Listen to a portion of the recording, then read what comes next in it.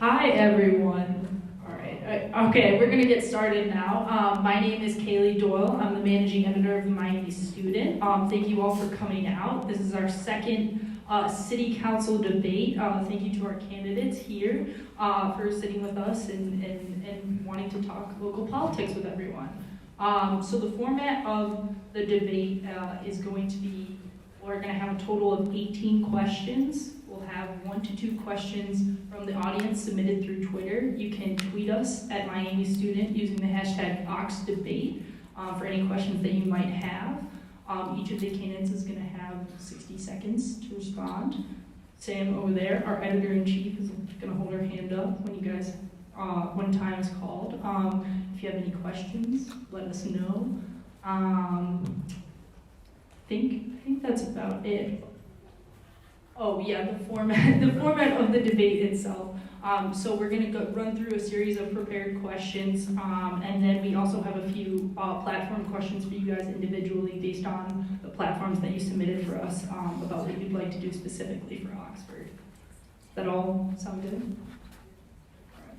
I just realized we need to turn one more audio thing on over there, so that's my bad. Hold on. Sorry about that. We are always a work in progress over here. Where's your technology guy? You know, I'm the technology guy, which is, it's scary for everyone. Perfect. Okay. All right, so I'm going to turn it over now to one of our assistant news editors, Tim Carlin. He'll be moderating the first section of the debate. Thank you all for coming, and hopefully you have a good time. Don't forget to vote next Tuesday, November 5th.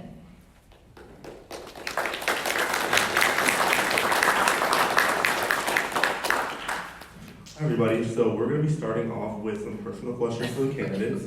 The first question is, what is the most pressing issue facing Oxford today? Starting with me. Let's see if this works. I think everybody can hear me. Yes. Yes. So for me, the most pressing issue comes down to who the most vulnerable members of our community are. And for me, I believe that's those who are lacking basic needs. You know, we have a homeless population in Oxford. And we're a pretty privileged and well-off city. And I think we should focus more attention and resources on those members. And I know we have a lot of good charity organizations doing good work, but I think we can put some more effort there. Same question? Yes. All right. I believe that the most pressing issue in Oxford is land use equity, which actually plays into my candidate statement before me. Currently, we have an awful lot of residential property that's actually commercial property just inside of residential shells. And I would like to, first off, address that in stating that these things are actually commercial properties as opposed to residential properties. Then work on expanding the total inventory of housing in Oxford in general. And as a result, it should free up additional resources to address some of the I would say shortfalls that we have when it comes to those of us that we have as residents of Oxford in need.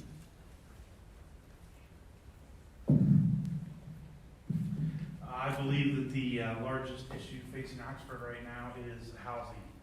We have a shortage of housing, and I don't mean just single-family homes or affordable housing that so many of us talk about. I think we have a shortage of housing in all formats. I believe that we need some additional housing stock in town. We need to open up available housing stock to bring additional residents into town, and I think that needs to come in all forms. We need some more multi-family units. We need some more smaller family units, single-family units, and I would love to see the addition of some additional development that is a lot like Verica Farms is for senior living, those that are done with the yard work. I think that's going to be the biggest thing to drive more people into town, and that's what we need to focus on moving forward. Hi, me, the issue is very similar to what has been shared with you already. I would further add that I would like to see us put effort behind developing the support needed, lifestyle support for the people, both ranging from the students to the residents of Oxford, for the various ages, from the young professionals, young families, empty nesters, seniors. Would that make it a little bit easier? And also look at it from the standpoint of Oxford serves as a mecca is probably as a center for the areas, not only the city of Oxford, but the surrounding communities and municipalities. And we need to look to see what can we do to further improve the quality of life and provide essential services to the people that live here today, that live here during their time at Miami, but also be there as an attraction for future residents. Hi, I'm Bill Snavely. Since my colleagues have talked about housing, let me switch to another issue that I think is very important, and that's environmental sustainability. And even though we are a small town, it seems to me that there's a lot that we can do to add to and deal with climate change. And I was on the Environmental Commission. I was also on the Climate Action Committee Steering Committee. We made recommendations to council which were accepted, and so I pledge that I will help to enact those recommendations and also keep that in mind as we're making regular decisions, including the comprehensive plan, which is coming up, and I think that needs to be a big part of our next comprehensive plan. And there are a lot of decisions we can make that are not going to really cost us. They may cost us in the short run, but they may pay off in the long run. Just some quick notes before the next question. Feel free to take the mics off if you feel like you're bending over. And also, the next question is going to start with Glenn and then move down the line and end with Jason, and then so on throughout the rest of the debate. The next question is, how will you use your platform as a public official to increase public participation and interest in city commissions and council events and initiatives? Thank you for the question. Actually, I have done that quite a bit already since I'm already on city council. And what I try to do is during my tenure as a commissioner on the Student Community Relations Commission, the Housing Advisory Commission, and the Community Improvement Commission, is look for individuals that I think are good fits for those commissions and ask them if they want to join. And when students actually come up to me and say, what kinds of issues are you having in the city, and I address those, and then they say, what can I do to help? I always address them by saying, you are open to join a commission during your time here, and we actually value your opinions. So that's just one of the things that I do to try to get individuals involved in the city, as well as when people approach me with questions about various city issues, I always say one of the best ways to get involved with the city is through our commissions, and then try to steer them towards applying.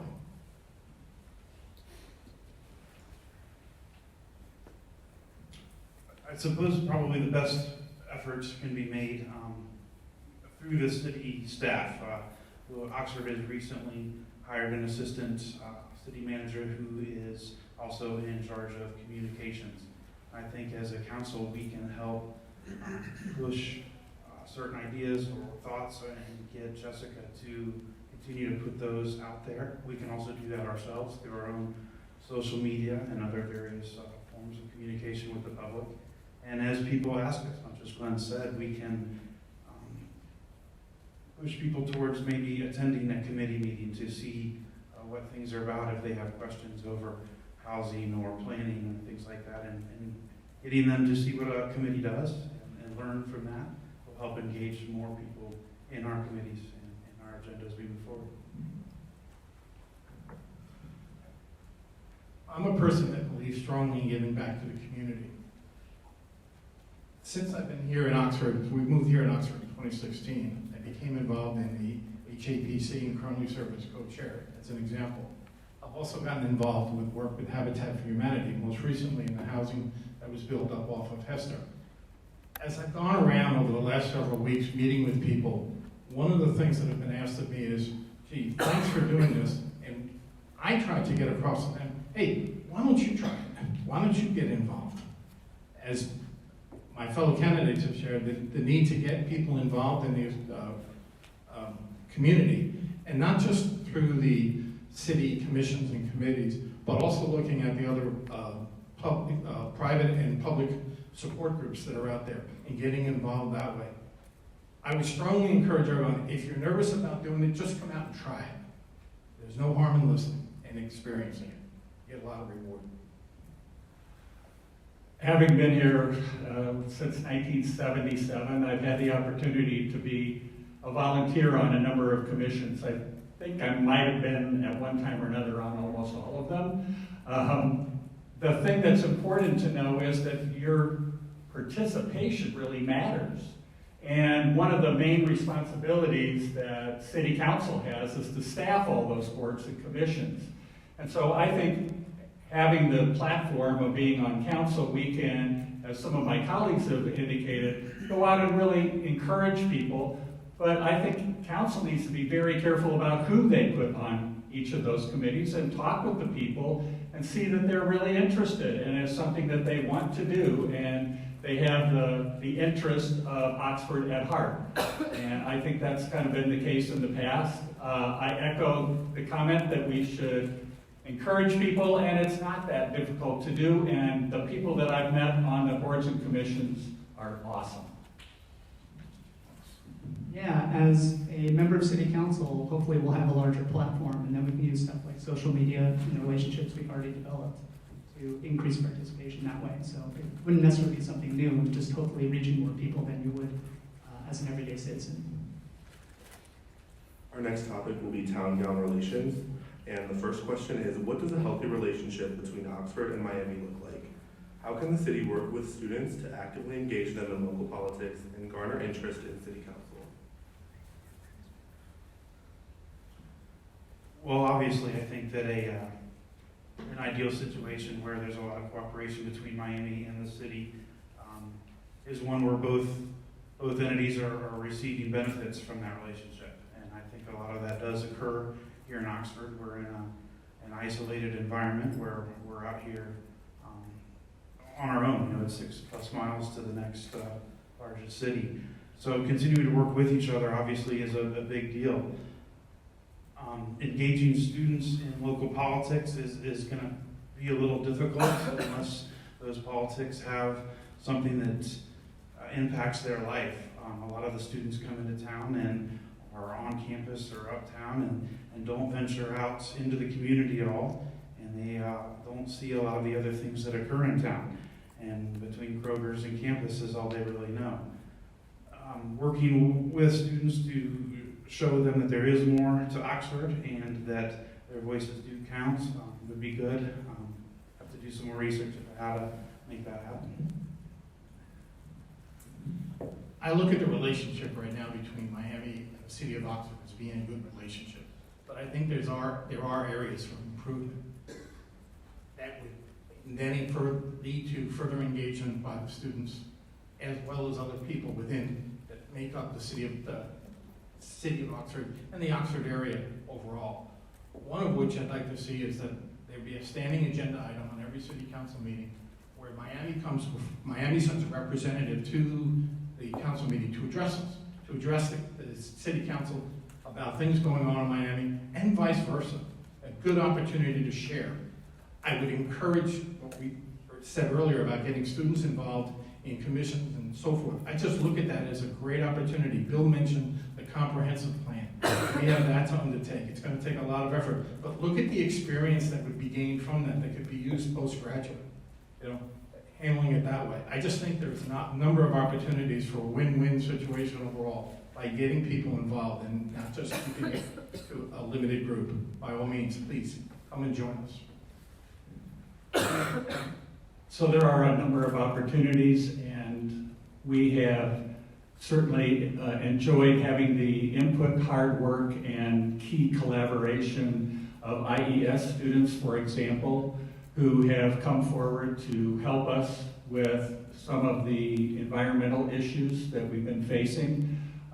When I was mayor of the city of Oxford, we used to have a regular meeting every month between the mayor, the president of the university, and the city manager, and the president of the student body. And I think that is a good way to periodically keep in touch and know what's on each other's minds. Since we're mostly agreeing on things, I'll disagree on one thing. I don't think that we should have a regular agenda item on every meeting to have somebody from the university come and talk to us. I think that we communicate with them a lot, and there's a lot of times they don't really have a whole lot to say. If there's a regular agenda item, I think that's going to waste their time, and it could be not so good for us either. Just a quick reminder, you have 1 minute to respond to questions. Thank you. So I think one way which you started to mention, Bill, was public service projects, which IES is involved with. We could definitely expand that and do that with different departments and groups. And another way is just to reach out and let groups that are already involved in politics know how important local politics are. And we have the college Dems and the college Republicans, and they're very active, but a lot of times they pay more attention to national and state level politics, which is completely reasonable, but local politics is where a lot of things happen. And so if we reach out to them, we could probably bring them in and include them in a lot of our projects. So currently, I believe that the town and gown relations for Miami and Oxford is in a good place, but it definitely can improve. Miami and Oxford have a symbiotic relationship, and that competitive advantage between that relationship is the residential college experience. When people come here, it literally looks like a movie set, that if you're going to have a college movie, this is what it would look like. And it's an attraction. So a lot of people come to Oxford just to experience that. Now, one of the things that I think is an advantage with the city and the students of Oxford is, because I'm on the Student Community Relations Commission, we have very good open dialogue between ASG as well as the city, and we actually get a lot of things done. We set agenda items and we move things forward. With individual projects, we have a lot of faculty members as well as students assist, but I do believe we can improve with our administration of Miami and the administration of Oxford. The next question is, how will you use your platform as a city councilor to engage the university in meaningful dialogue on issues like public safety, students draining town resources, or supporting Miami employees who live in town? That's a mouthful. I would look to leverage the position by engaging Miami, and when I say Miami, I'm talking not only the leadership of Miami, the students of Miami, the employees, all that comprise what makes up Miami, and at the same time looking at both the city, staff and so forth, and the residents of Oxford as well, engaging and finding out and working together to address situations that are in front of us today. So we have seen most recently some accidents, reports of some petty crimes and burglaries and so on. What can we do to work together to avoid that? Yeah, you see postings on Facebook, but I think we need to go a bit more.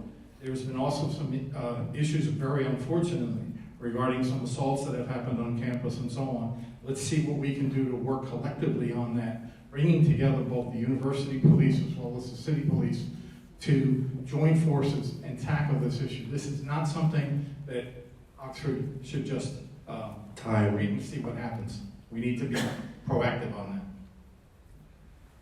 So I think the university police and the city police work very well together. They have a mutual aid agreement. They do some training and exercises together. So I feel pretty good about that. The one thing that you mentioned in your question that I do think is an issue, you mentioned the people who work for the university and teach here living in the city. And the problem is that a lot of those people can't live in this city. And so the majority of employees of Miami University do not live in Oxford. They live in Westchester and Hamilton and Middletown and other parts of the county. So I think one of the things that we could do is to increase the availability of housing in this city so that it will open up the opportunities for people who are coming here to teach or to work in a variety of levels of affordability.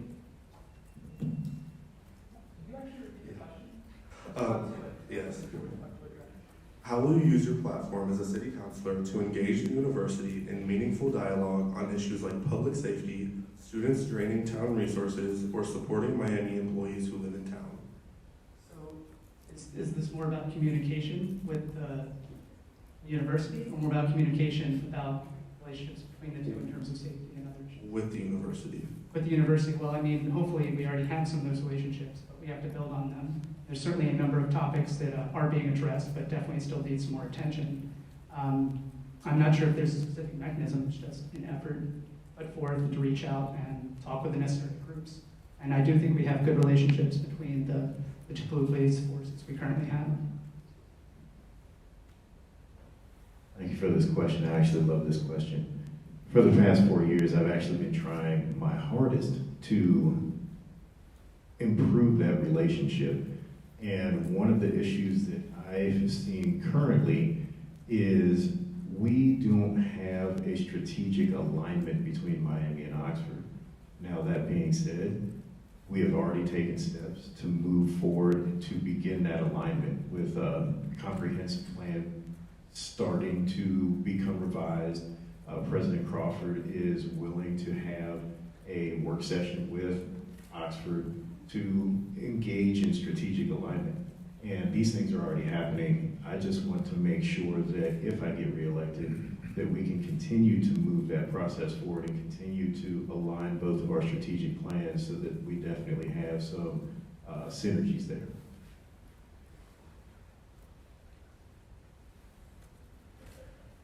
In the question, it was mentioned about Miami community being a drain of resources on the Oxford staff and administration, and I don't think that's the case. I think we need to remember that Miami is the greatest contributor to resources in Oxford. And although there are going to be some things that don't always go exactly right, we'd like to see some less crime, a lot less property crimes. We have to remember that the students are the biggest driver of this economy, and they are here for a short time often. And we need to try to, I believe, get the drinking under control, and I believe that would greatly reduce a lot of the petty crime and property crime that we see in town. So the next question is, 2 years ago, the student reported extensively on how strained the fire department, local hospital, and police force were in dealing with EMS transports, students' alcohol consumption, and the economic burdens of the Miami community's high-risk behavior. Have things improved? If so, how can we continue that momentum? But if not, how do you plan to advocate for a healthier relationship between students and the town we share? That's about an hour question. I think that in some ways it has improved, but in others it hasn't. There's a lot of high-risk behavior that goes on campus. If you look at the monthly reports or weekly reports that are put out by the police department, and they list the number of EMS runs.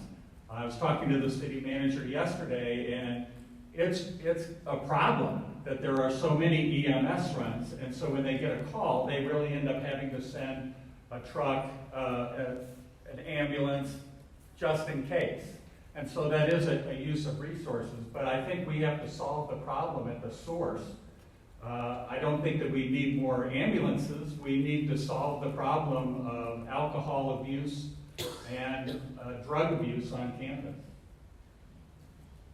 Yeah, this is definitely a major problem, one that I'm concerned about. And I think there's a couple ways we can make some improvements, but it's not going to be easily solved. Miami right now has a lot of resources devoted to offering, addiction treatment services, but a lot of it is not necessarily long-term addiction, but sort of a party culture. And that might be more addressed by giving opportunities for students to have something to do that doesn't involve alcohol, which Miami has really pushed, but I think we can continue to push that. And some other ideas include using electronic card readers at businesses downtown. That has a couple benefits. It might prevent a lot of underage students from getting their hands on alcohol. It might reduce liability to those businesses. And it might increase efficiency of getting people in quickly without having to sit there and read the IDs for an hour. So I think those are a couple good measures we can start with, but it's a tough problem. Another tough one, thank you.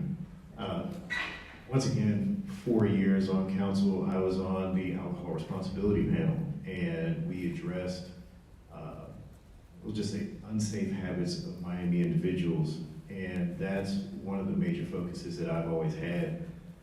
It's tough to balance the enjoyment of the residential college experience with the safety of everyone. And I know that the Student Affairs Office is working with the city on changing the culture of the Miami student in regards to drinking. And we're working on a communications package to go out to address some of those issues. Now, on the outside, the city issues that we have, I believe, could be addressed by, once again, increasing overall inventory of housing in Oxford, and as well as providing more economic opportunities, jobs for our residents. Well, I think there's no doubt that there is more of a strain on the EMS and the fire department response now than there was even as recently when I was in college, which was about 15 years ago. We see more EMS runs now than maybe ever before. I don't have the official stats, but I'd be willing to bet it is. A lot of that is probably attributed to the amount of high-risk and underage drinking that happens on campus and just off campus in residential housing. Trying to reduce the amount of high-risk drinking, binge drinking, underage drinking that occurs would be great. It's going to be a difficult problem to stymie until there's a culture change within that age group. I also think that an increased strain on the EMS system has been the drug problem that is somewhat rampant in town. There are a tremendous amount of drug issues in town, and that has definitely put a strain on Time. runs.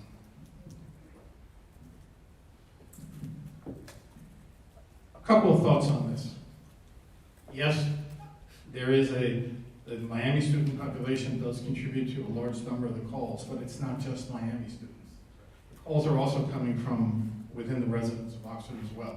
So it's not just a Miami situation, it's all of us working together here. Yes, there is an issue with the underage drinking, and in preparation for undertaking this campaign, I made a point of meeting with both Chief Jones and Chief Dethridge, and there were two things that kind of came out of that meeting that really stayed in my mind. One was Chief Jones' comment about we're trying to mitigate the situation as best we can, and one of the challenges is not so much what takes place in the bars and clubs and so on in Oxford. They actually have a very good relationship with the owners and so forth. It's the house parties. And to that end, one of the things that I think we need to really step up on is accountability and engaging the parents of the students in helping address the situation. Our next category is sustainability. Now that Oxford has signed the Global Covenant of Mayors and a greenhouse gas inventory will soon be underway, how will you help further green initiatives and keep Oxford's sustainability goals alive through legislative action? So there is no shortage of ways to improve our sustainability. I think we need to grab the book Draw Down by Paul Hawken and go step by step and look at all the different possibilities that we have in front of us. I have a degree in environmental science. I'm a biologist. I could talk all day about this topic, and there's many that are feasible going forward. Once again, thank you for the question so much. I'm going to answer this from an economic development focus.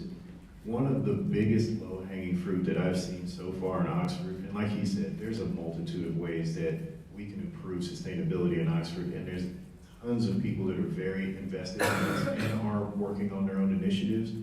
The one thing that I haven't seen is providing recycling for our city uptown businesses, basically bars.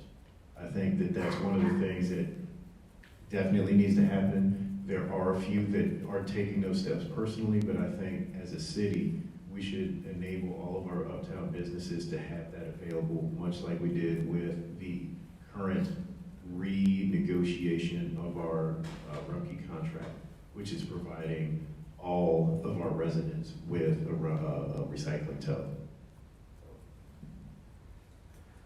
I absolutely agree with Glenn on that, and pushing Oxford residents, students, visitors, everybody to reduce, reuse, and most importantly, maybe recycle whenever possible has got to be a priority.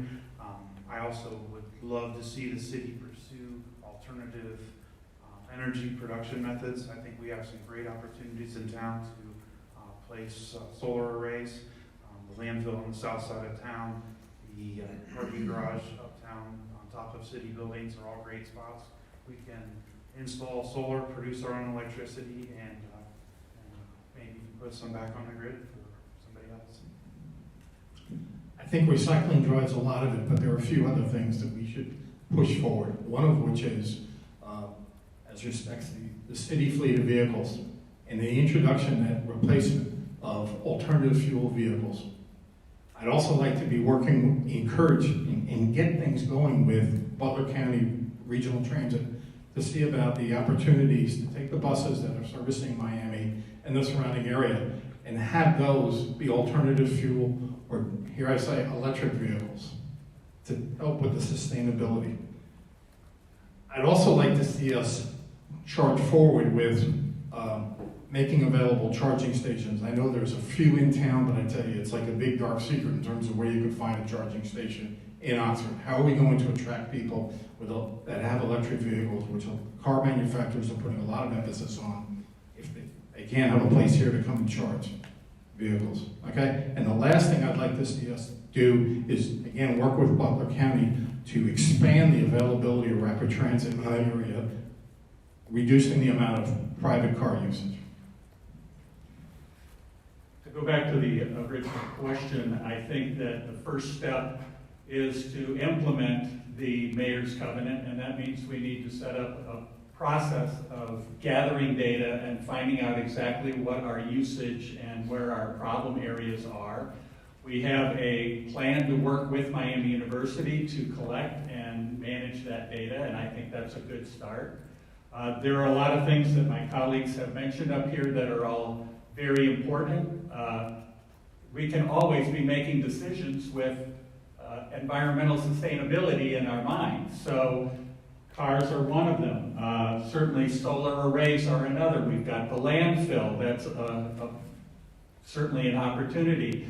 The city building has a flat roof. I think they could probably have some solar panels on it. There are a lot of ways that we can do this, but we need to go through the process to actually find the data, find out what's causing the most difficulty, and then make a plan. Can I grab some of the time for that? I gave a pretty short answer. Is that okay? Just real quick. So I just wanted to say that I agree with all that, but also one of the things that we need to move forward with is Miami needs to sign on to their President's Pact, and then we can work together to achieve a lot of this. I don't see any reason not to. There's no downside. It's supposed to be aspirational. There are goals that we can meet there. Our next question is, how can you work together with the university toward carbon neutrality? What can the university be doing to support the city in its sustainability efforts? Well, I think Jason just said it. He hit the nail right on the head. We signed the Global Covenant. They have not signed the presidential. And there are a lot of people that have urged him to do this. Now, I understand that he's working with the environmental groups that he is in control of and seeing if they can do something over and above that. But why don't you just sign it? I mean, it's a commitment. Why not just commit? And along with that, as a city representative, we have to follow through. So we can't just talk about it, we have to be about it. And I believe we're already taking steps to actually do the work so that we can incentivize Miami to do the same. In regards to trying to be carbon neutral, as we talked about previously in the last question, trying to identify places in the city, processes, vehicles, things that we do that are the most carbon producing, and trying to find ways as we move forward with new technologies, and not necessarily going out and buying brand new equipment to replace all of these things at once. I don't think that that's a fiscally responsible thing to do, but as a piece of equipment reaches the end of its useful life, as we go to replace that, we need to keep in mind, is there a a new technology, a different piece of equipment that may provide the same functions, but be use far less carbon, produce far less carbon in the environment, and be much more environmentally friendly. The previous response, I talked about the city looking at, the vehicle use and replacing the vehicles. I would encourage the university to take on the same task. The university's got a lot of vehicles and support equipment. What is available as those units come up for replacement? Bill mentioned the number of flat roofs that are within the city. Miami University's got a lot of flat roofs too. And why aren't we looking at encouraging more use of solar in that area to help us achieve this, neutrality position? So, in addressing your question, one of the things that the university can do is to sign the president's commitment. Now, I did ask why they wouldn't sign the commitment, and the answer was interesting to me, because the answer was, well, if we don't meet the targets, then we might have to be paying for carbon offsets. Yes, that's right. That's why they're there, because that's the incentive that is required. And so we will be incentivized then at the university to try and cut down on our contributions to carbon. I meant to mention last time also, we have food scrap recycling now in Oxford, and I want to give an opportunity for people who are watching, take advantage of that. It's available. You can go whenever you want to. It's right over by where the high school used to be at Ditmerlot. No, that's not Ditmerlot. That's, what's it called? Yeah, I don't know. It's off of Chestnut. Anyway, go there. Yeah, I continue to agree with everything, and I'm really happy to hear that no matter who gets in, that this will be moving forward. We'll be going in the right direction, no matter who wins. I'll just add one more idea, but any of these ideas I could talk all day on. I'm really interested in something I follow. But I would love to try a Meatless Mondays campaign, which we go out and reach out to businesses and say, hey, do you have a vegetarian or vegan meal that you'd like to promote? And then we can take that all in and promote business while also promoting sustainability all at the same time. And that would be mostly, cost neutral, less some advertising costs. So I think it's a pretty good idea to start with. We're going to move on to residential and economic development. The first question is, Miami University is one of the largest employers in Butler County, but many university employees cannot afford to live in Oxford. The median household income in the city is only $25,164, whereas the median home value is just over $190,000. What will you do to make housing more affordable in the city? Well, I think I answered that with my very first question. But I will note, I believe that census data is skewed dramatically because of the amount of students that we have in town. They don't show very much of the census data. And I think if you actually pulled the full-time permanent residents that live in the houses in town, you'd find that income is dramatically higher. That being said, I think the number one thing we can do is try to drive additional production of housing stock in town. We need to work with developers to build. We need to stop throwing roadblocks with fees and things. We need to work with them. I hope that future developments can be well planned and hopefully be multi-dimensional and in different types of housing, both multifamily, single homes, and that's, I think, the key to the kingdom: increase supply, and I think you'll find that prices should hopefully drop. Affordable housing is an issue that affects not only Oxford, but a number of other cities across country. There's a whole lot of discussion about it, and I think it's time that we look at action. And here are some ideas that I would like to get before council and have them consider. Looking at our existing, we admit there's a shortage of housing. How do we get more housing built? Increase the availability of housing. Not only the availability, but the variety of housing in order to meet the needs of the young professionals, the families starting out, the empty nesters, the elderly, to meeting their needs. And how can we do that? I also think we need to get in touch with and be more aggressive in determining from a builder's perspective, why is it that we're not building houses in Oxford? The number of permits pulled this year were less than 10 houses in Oxford, and yet we all admit there's a shortage. We need to find out what is the impediment, what's it going to take to get builders to come in, and also encourage them to consider things like inclusionary zoning and so forth. So I want to echo Houston's comment that the census data is very deceiving. There are more students, by about 2 to 1, than there are non-students who live in Oxford. And the vast majority of those students are not earning a high income, surprise, because they're going to school. So leaving that aside, there still is a shortage of housing. When you look at what's available on the market that's not student housing right now, you'll find about 4 or 5 houses.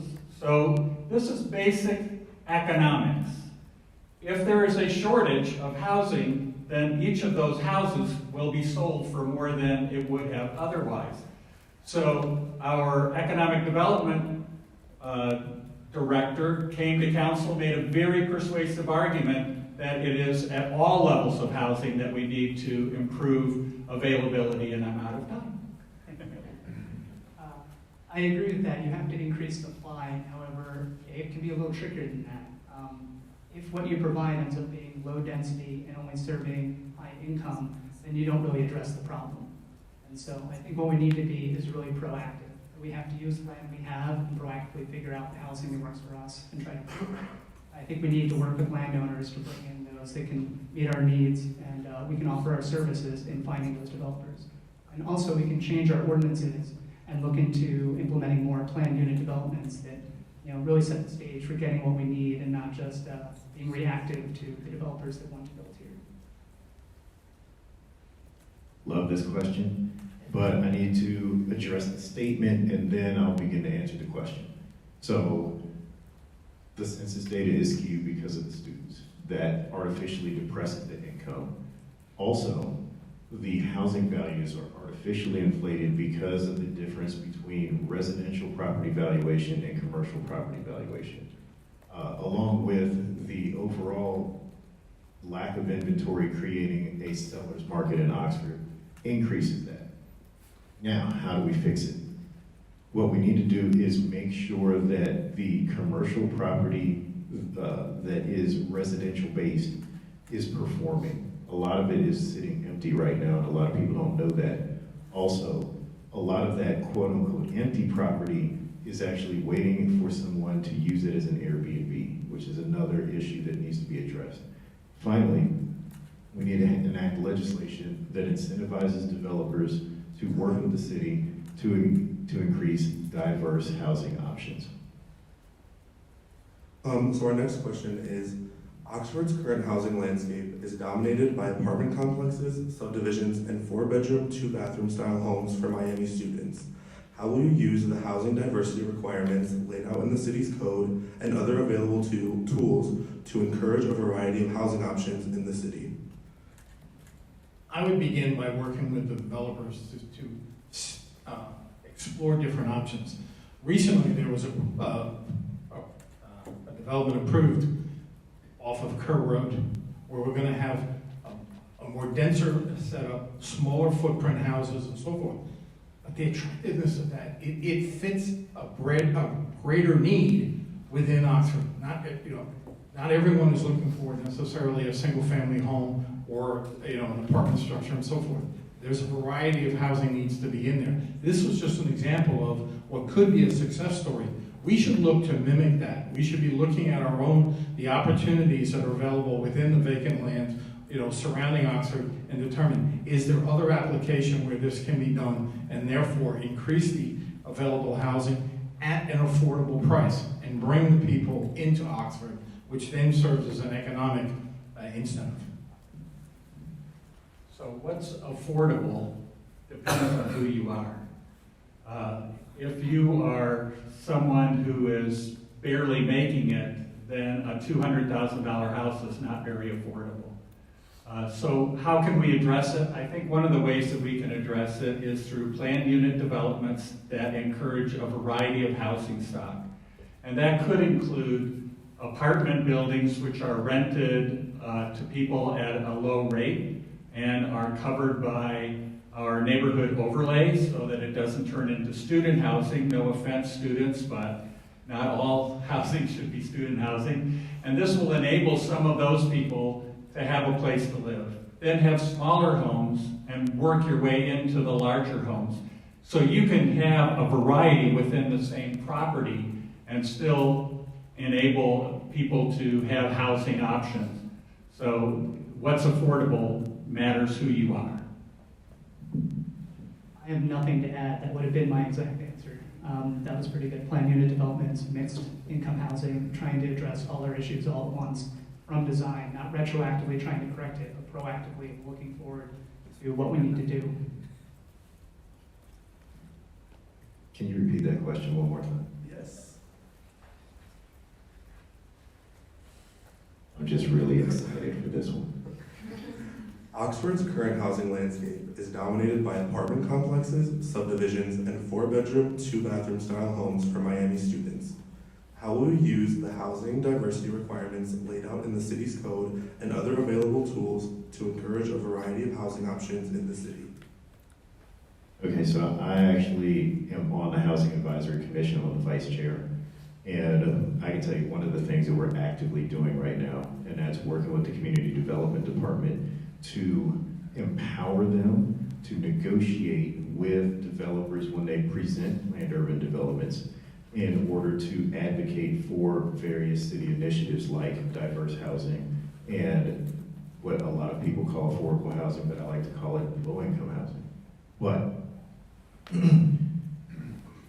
one of the things that we definitely need to do is address short-term rentals, and we also need to address long-term rentals that are held vacant because of speculation, as well as provide the city with the tools through legislation to advocate on the city's behalf instead of just providing conditions that they can get around.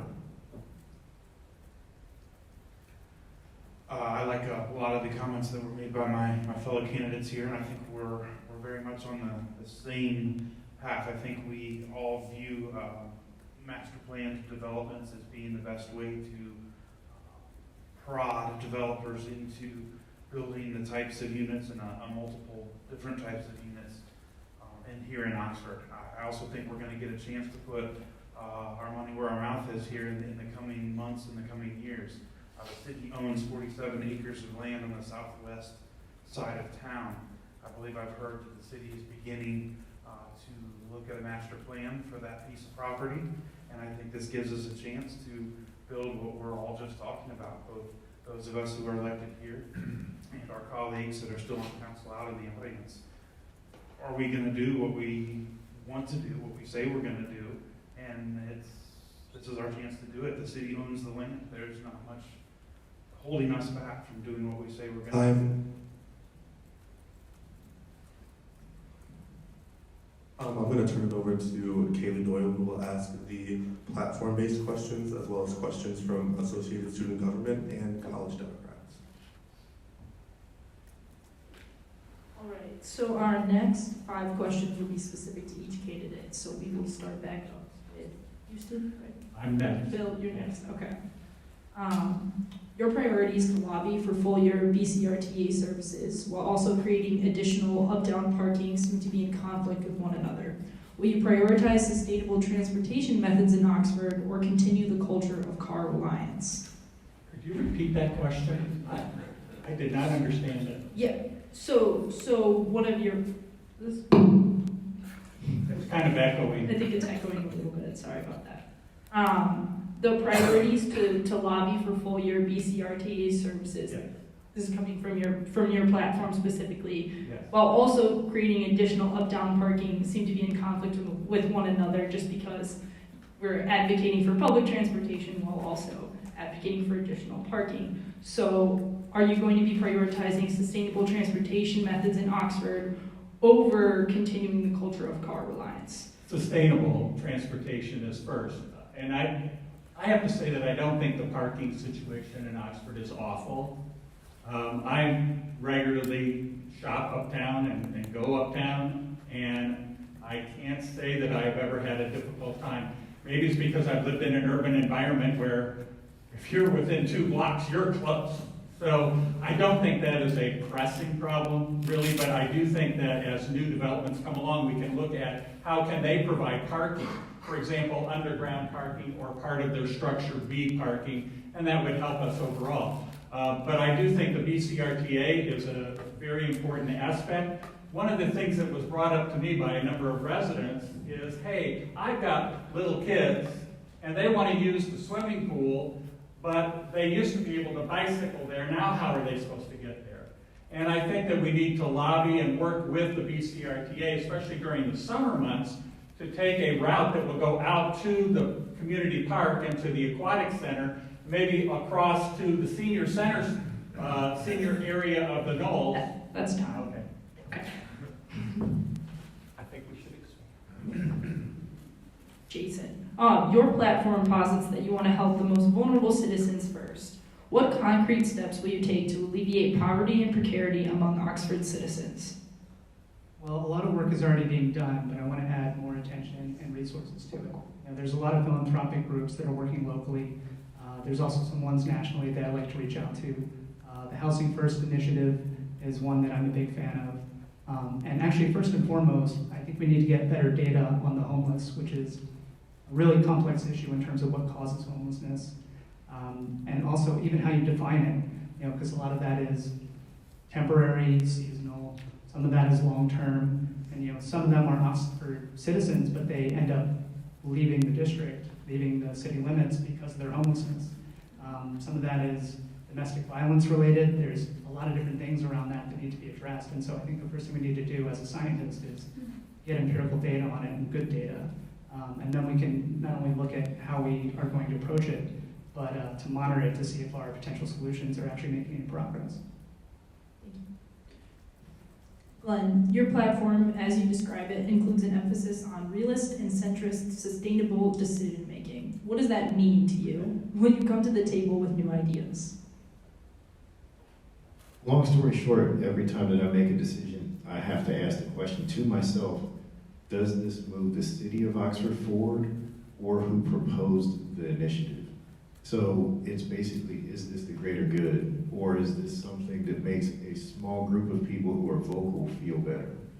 And that's how I've approached all of my decision making for the past 4 years, and that's how I continue to address my decision making if I'm reelected. Thank you.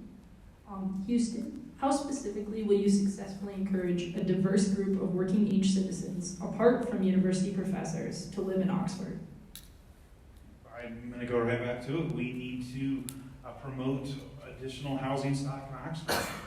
We have a bit of a chicken and the egg situation. We are losing residents because they'd rather be near the entertainment, dining, shopping areas that are in the eastern townships, and they don't want to live here. We need more residents in Oxford in order to drive those types of businesses to come to town. So the draw to bring new people into town is going to have to be affordable housing for whatever price range they're in, and some housing stock that is actually available. I would like to just continue to build additional housing and see if we can grow our population, especially the populations in my own age group. There has been a deterioration of the population in the 30 to 55 year old range, and we need to bring those people back into town, the working class, in both the university and local. Thank you. Chris, one of your platform pillars includes replacing city and BCRTA vehicles with alternative fuel options. How will you do this, and how will you further renovate the bus system so it better serves the community? I think it begins with having an aggressive dialogue with BCTRA. To be able to sit there and talk to them and find out what are their plans and be aggressive in pursuit of, as those vehicles come up for replacement, what are the options available? Understanding there could be a cost associated with it, but I think that the long-term benefit, those buses are of large presence within Oxford, particularly in serving the university. I would further like to have these discussions with them to see about having the bus transit routes within Oxford expanded. We have a number of corridors. We have Chestnut turns into Brookville. We have Fairfield. We have Contreras. We have people out in those communities that could probably make use of the bus services if they were there, if they ran on a regular basis. Look at the happening out on College Corner Pike, how to get to Walmart, the job opportunities that might be at Wildberry and are there at Schneider Electric. But if we can't get the people out there, it's not going to work. We need to work with them, to partner with them to get that done. All right, thank you very much. We're now moving on to our questions from student organizations. We'll start with Associated Student Government. We have 2 questions from them, as well as 2 questions from the College Democrats before we do closing statements. We also reached out to the College Republicans, but they felt that they were unable to participate, just for reference. So we'll start back up now with Bill. Poorly insulated and unrenovated rental housing contributes to major lapses in sustainability in Oxford. How can candidates address this lapse and advocate for better conditions in rental homes? Well, it is a problem, and there are a number of houses right now that are not rented, and they sit vacant, and for a lot of them, they can write that off as a loss. It's private property, so there's a difficulty there. I think the city could look into some kind of regulation on the amount of time that properties can remain vacant. But I do think that that is certainly an issue that has to be addressed. And if some of them might be incentivized, they might consider writing it off because it's fully depreciated and sell it back, and then it could become affordable housing again, which is what it used to be in the Mile Square before everything changed. Yeah, I think vacancy fees, which also applies to a lot of the businesses downtown that remain vacant for way too long. I think that's a real way to move forward on both of those issues. Other than that, we can work legislatively, but of course, you can't retroactively change the rules on people, so that would have to be going forward. Can you repeat that one more time for me? No problem. Poorly insulated and unrenovated rental housing contributes to major lapses in sustainability in Oxford. How can candidates address this lapse and advocate for better conditions in rental homes? Okay, so one of the things that we discussed in the Housing Advisory Commission is a piece of information that resides on the city's website, and that is every place that pulls a rental permit gets an inspection. Some of those inspections are full inspections, which include internal inspections. Other ones where the landowner didn't allow an inspector to move inside is just an outside inspection. And they are noted in different colors, but they're on the same document. I am advocating that we split those in the 2 different documents to say these are the ones that are full, these are the ones that were outside only. Also, I agree with my other candidates that spoke before me in saying that I want to turn commercial residential property into performing commercial residential property and make sure that they at least get used or they get renovated so that they can actually be productive in the city.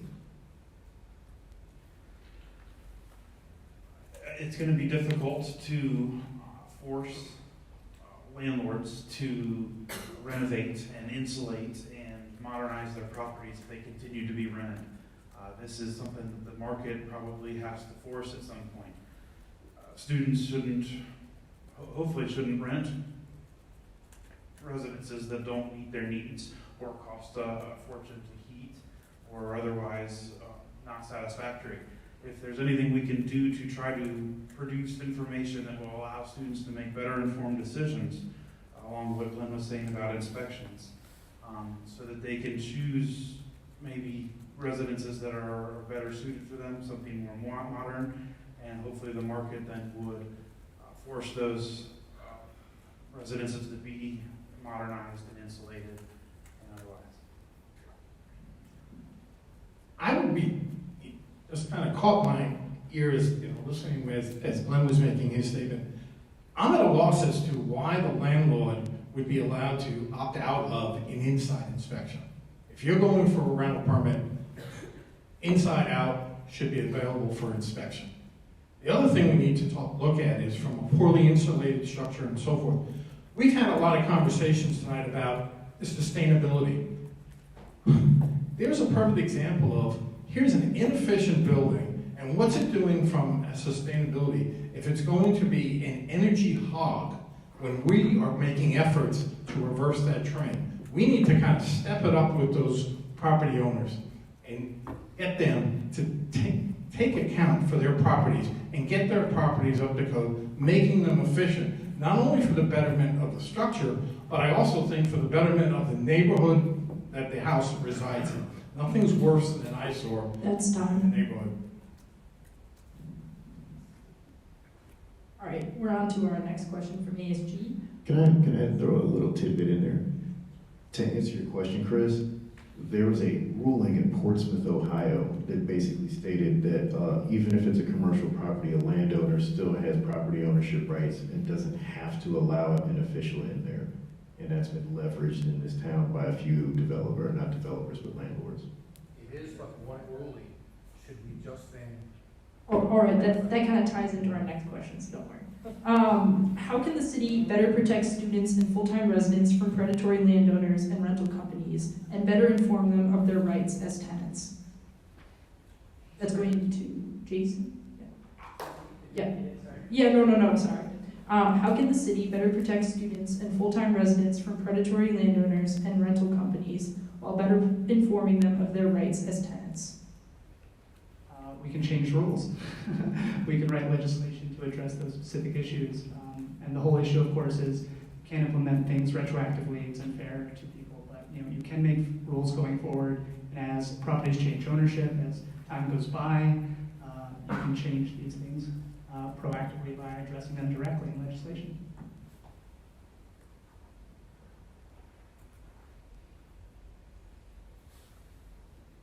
Pardon me while I gather my thoughts. This is a good one. Like I said before in my previous question, we have a list and we need to basically separate that list out because we can't get around that Portsmouth ruling that enables a landowner to litigate against the city if we violate it. The other thing that I want to do is any commercial property in Oxford should be performing for the benefit of the city of Oxford, including residential property. So if that property isn't performing, there is legislation that we can enact that can incentivize that. So basically making sure that all commercial property is performing, including residential commercial property, and therefore have certain standards built into our code and then enforce that code through the performance of the commercial property is how I think that we can enable anyone who's a renter, not just students, to have safe and efficient housing. Well, I suppose to be able to answer how we would work against predatory practices, I need to know maybe specifically what practices are being referred to. But again, I think it boils down to the city can help disseminate as much information as possible about any given properties. We're also seeing with the information age, there's going to be an ability for renters maybe to leave reviews on their rental properties and call out bad landlords in hopes that future students won't continue to rent those properties. I'd be curious if there is a predatory problem in renting practices in town. I think it does need to be addressed. I'd be curious to find out what specifically those are.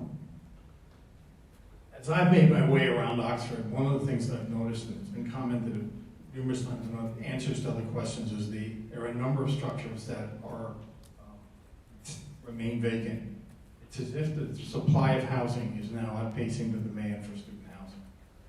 With that in mind, what I would like to see us do is be more open and more transparent in terms of what are the issues associated with certain properties that we are aware of, and post that information, whether it be through social media or other reference material Houston suggested, so that people can basically review the property in advance, see the ratings and reviews from people that have rented the property previously. But I think a lot of it has to do with, from a predatory standpoint, it's up to the tenant to also stand up and be aware of what's around and take the actions themselves. It's not going to be done for them. They own a piece of this as well. Recently, talking with a student class, I realize that a lot of students have no idea what their rights are.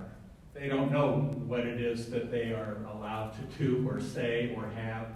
And so I think one of the things that the city can do is to put together a handout, a flyer that lists exactly what your rights are and require landlords, if they want to have a rental permit in the city of Oxford, to distribute that to every new student. Now, a lot of the problems of predatory landlords, there's a lot of good landlords in town. There are a lot of really good property owners, but there are some who are not. But part of the problem and the cost can be solved by students. I doubt that it will, but it could, because you are out there already making your leases for a year from now. And it is so far in advance right now that they can charge higher prices for those properties. And you'll do it because you want that particular property. Okay. We're going to move on to our questions from the college Dems now. How do you plan to attract economic investment to Oxford and create a sustainable local economy that exists outside the time students are here? I think we're back to Glenn now. All right. That's a town and gown initiative issue. And once again, it's aligning Miami as well as Oxford together and working on getting Miami to also advocate with Oxford to attract other businesses. Now, one of the things that we're working on is developing what you would say is a strategic plan, a revision of that, as well as an economic development plan for the city of Oxford. Once we get those down, we can go and work with Miami, and then both of us can advocate in Columbus to other agencies that businesses will come in and say, hey, where's a good town that I can put my particular business in? And then we can present a unified package for Oxford being an attractive property for them. Again, I feel like this boils back down to growth. We need to create a situation where more people can live in this city. People that have young families, young professionals need to live here. They're the ones with disposable income, the ones that will patronize local businesses, restaurants, entertainment venues. We need to get more of them to live here in town. If we create an environment where more people live in town, there will be more business for these businesses that are in town to stay open for the month of January and the 2.5 months in the summer, where we see a dramatic reduction in operating hours for many businesses in town. If we don't work to grow our population, and especially the population in the middle-aged young family, we're going to see a population that continues to go in the direction of this very room. And that is a bunch of senior citizens and a bunch of college kids. And that's all that's going to be left. Okay. A lot of it starts with the housing, but then it continues from there. I think we need to do more to market Oxford to businesses. Oxford, as I said earlier, is a hub. It's not just the city of Oxford, but it's the surrounding areas that would come to Oxford for business, for commerce. We've made mention a number of times of, when the students are involved. Yes, when the students are engaged between semesters, it's a vibrant area. But I also live here full time, and I recognize that in between semesters, there's still a thriving business opportunity going on. Now, it may not be as strong as it is when school's in session, but it's still there. And being able to promote that and make that available and work with the businesses. I recently was talking with one of the businesses uptown and said, so how do you deal with that? And they said, one of the things they do is they work with their staff. It's a services industry. And they said, you've got to plan for the seasonality of this and plan your income stream accordingly and just work from that and include that in your model. That's what's going to make it work. I support what my colleagues have said. What I might add as a little bit of background, one of the running jokes on Oxford Talk, if you're on Facebook, is when's the Panera coming in? And here's the thing, Panera won't come in because there are 3 months where there's really only about 6,000 people left in town. And so while they might do well for 9 months, it's going to be really hard for them to make it through 12. And yeah, they can do some forward planning, but they're probably not going to. So yes, I think we need to increase the housing. We need to try to incentivize and bring in employers in the industrial and office and other zones which have diminished over time. But we need more employers than just Miami University, and we need more housing for people who are at Miami, so maybe those employees would be here during the summer That's to go to those stores. So I agree with a lot of that. I definitely think we need to smooth out the business around school attendance for sure. And I think we need to address housing so that people can afford to live here, especially those who work here and can't afford to live in town. And also because we need a good workforce that can actually man these businesses. But I'm not necessarily for growth for the sake of growth or growth simply for profit's sake. I think it needs to be sustainable, and I'm more concerned about addressing the needs of people here right now than trying to necessarily turn this into a big city just for the sake of getting bigger. All right, we're going to move on to our last question for the Dems. What specific forms of renewable energy would you like to see Oxford move toward in their sustainability efforts? I guess any that make sense, all of them. Anything that doesn't involve burning oil or coal or natural gas. I think the easiest and the quickest to get on board with as we maybe look at other options is going to be the solar. Possibly also geothermal. I don't know what kind of options there are there, but it's also all worth looking at. I think solar technology has gotten to the point now where it is cost effective to install and will last a much longer time than it was when it was first brought up. We made mention numerous times, yes, solar is part of the solution, utilizing hybrid technology in terms of our transportation needs, encouraging people that even as vehicles come up for replacement, look at alternatives. A lot of it is just getting people to embrace what they can do to contribute to the sustainability of the environment. Already, the city of Oxford has power aggregation, and so we get a lot of our power from wind. So we are actually powering a lot with wind power in the city of Oxford. I support the fact that it is opt-out rather than opt-in, so everybody is de facto in there unless they, for some reason, request to go back out of it. As far as other technologies, I think solar is a key opportunity for us. It's something that not only individual residents can do, but the city can do. We talked about a number of opportunities previous to this, but there are flat roofs. Now, I spent a little bit of time, because of my job, in the sunny state of California. In California, there's a lot more sun, I grant you. But still, solar works here. When we were there, it was a given that if you were building a new structure, it was going to have solar built into it. It's going to happen. Why our aquatic center doesn't have solar baffles me. Why we don't have solar on our new city building baffles me. Yeah, I agree with what's already been said. Those are the chief ways we can look at right now. But again, there's no limit in the possibilities, so I'll just throw out a couple more ideas. So one is pending technology that might not end up being the greatest, but right now looks really promising, called sky cool technologies, which sort of works like geothermal, but works not underground, but in the atmosphere by taking advantage of certain frequencies that can or can't be absorbed in certain materials, and so it can help cool large-scale systems like that we use in the university and large buildings around town. There's just too many options for me to talk about. We've already mentioned the big ones. So.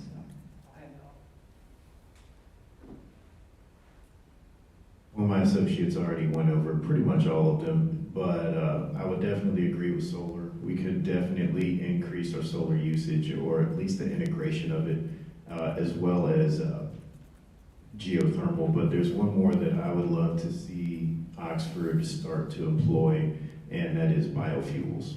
And there's already an initiative for food scrap composting.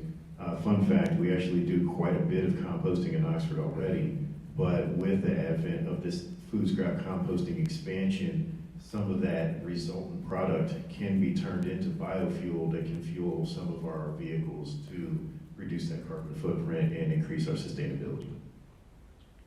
I just wanted to say that I support our move going forward to divest from fossil fuel industries. All right, now we're going to go into 2 questions from Twitter. The first one is, every day municipalities across the nation are adopting marijuana decriminalization measures, including Ohio cities of Cincinnati, Dayton, Athens, Norwood, and Newark. Where do you stand on this issue? Is this an opportunity to reduce strain on resources? I think we're going with Chris.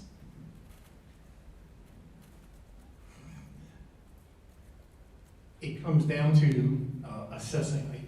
I would be in favor of that, provided that it doesn't lend itself to then further increase the stress level we have today on our EMS and medical support areas.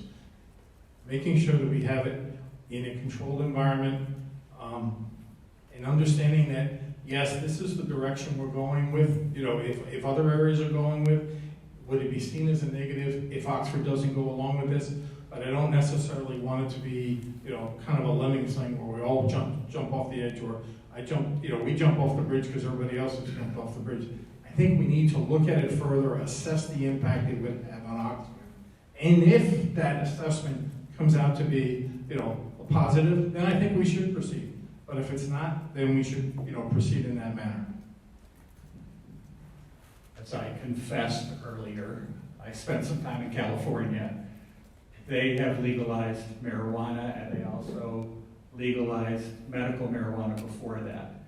They have not fallen apart. There's not screaming in the streets, and the EMS rates, to my knowledge, have not increased. In many cases, they have decreased because there's a safer alternative for them.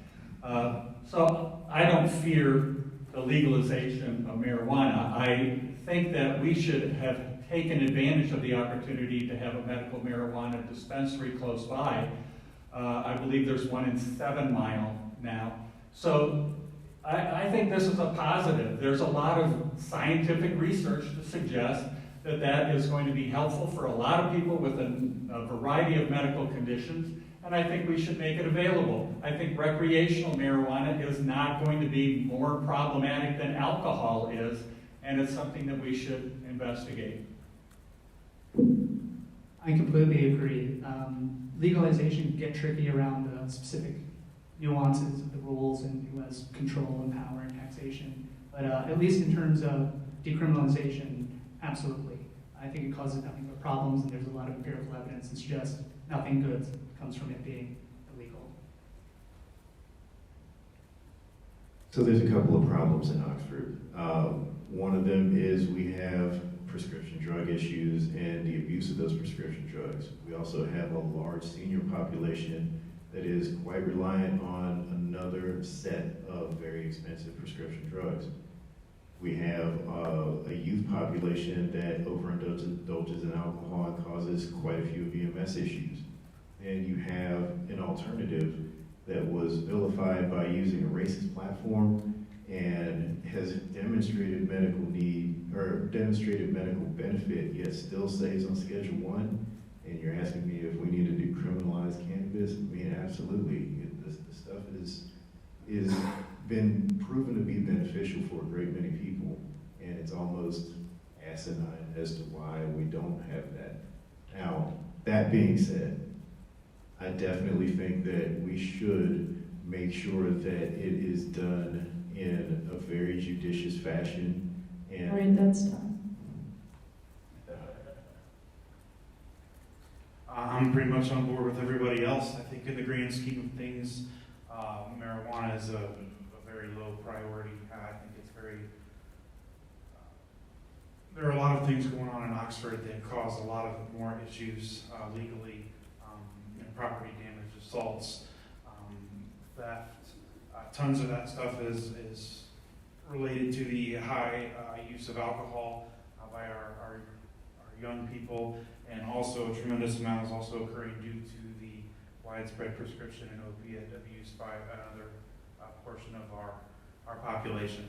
I think most people know that not many bad things happen because people were high on pot or medicated via marijuana. So I would definitely be on board. I don't think we need to waste any city resources prosecuting those people. I'd be on board with legalization. In fact, we might see a drop in the number of alcohol issues and opiate issues if there was a legal pot option in Oxford. All right, we're going to move on to our last question from Twitter, and that's, there is plenty of discussion in the Oxford community about the role of students in the city's so-called alcohol culture. What steps can city council take to place pressure on bars / liquor permit holders and demand responsibility from local businesses?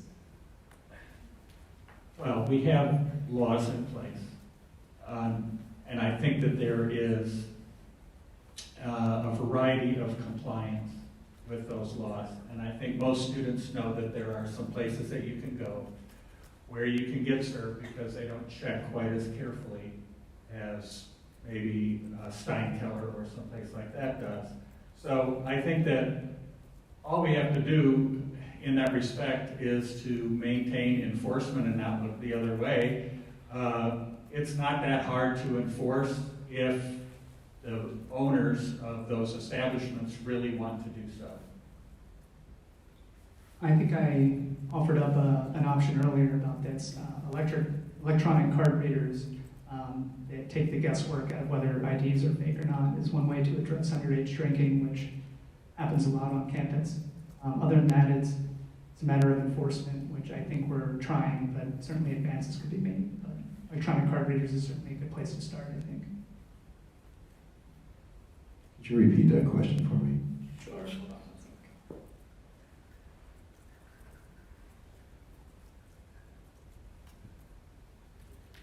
Sorry, we're ready.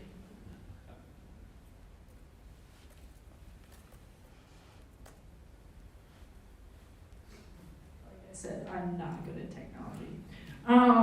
There's plenty of discussion in the Oxford community about the role of students in the city's so-called alcohol culture. What steps can city council take to place pressure on bars / liquor permit holders and demand responsibility from local businesses? I have a different view about that. I believe that the bars are where the binge drinking that occurs in house parties manifests. Working on the alcohol responsibility panel, we've actually worked with the liquor permit owners, the bar owners in town, and we have a very good relationship with them. We had individuals go through and essentially do a penetration test to see if we are checking IDs, and Oxford actually came out with flying colors. Now, I'm sure that all the students here are aware that most people basically play a turn-up game where they drink as much as they can because they know if they go uptown, they have door guys that read cards, and they have undercovers, and they have a lot of police presence, so they don't want to have to risk that because that will come back to Miami and affect their scholastic standing. So what I think that we can do is, I agree with him on the electronic card readers, but also work with Miami to increase communication and education about responsible alcohol use. I think the biggest issue concerning the alcohol problem, and I do believe it's a problem now in Oxford, and I believe it's been that way for a while now. I believe some of it is maybe noticed a little bit more now that a couple establishments uptown do some programs during the day on Saturday and Sunday that have brought some of this alcohol issue uptown during the light of day instead of it always happening under the cover of darkness at midnight or 2 in the morning where many of us wouldn't have seen it.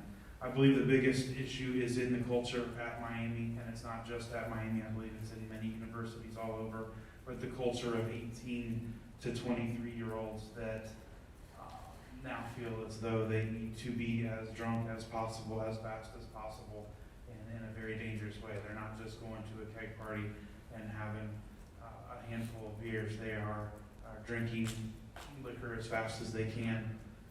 We need to work with the Miami community to try to help education That's time. with the students and create avenues where they can learn more about the bad decisions they're making.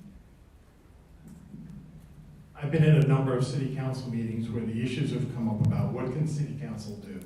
Let's first recognize that the whole issue regarding alcohol, licensing to sell alcohol and so on is handled at the state level. There really isn't a lot that can be done at the city level other than, work with Columbus and so forth to make this happen. I agree with Glenn in that many of the bar owners and so forth, they have a great relationship with our police departments and so on. I've talked to Chief Jones about this, I mentioned a meeting I had with him previously. He and his team have a relationship. They can walk into any bar at any time without a problem, and they're checking IDs, and the owners are aware of it. The issue, though, that I think really needs to be stepped up on, and it does involve communication and education, is what's happening at the house parties before they head uptown. And I would also like to see it taken a step further, in that when there is an incident that occurs, that parents get included in the discussion and so forth. It's not just kept close within Miami. Thank you. All right, now we're gonna do 30-second closing statements. So we'll back up to Jason here. 30 seconds. I had planned a minute 30 opener. But, my name's Jason Bracken. I am a scientist. I'm an educator. I care about compassion and empathy, fairness and equality, sound logic, and evidence-based decision-making. And I hope to have your support. I'm Glenn Ellerby.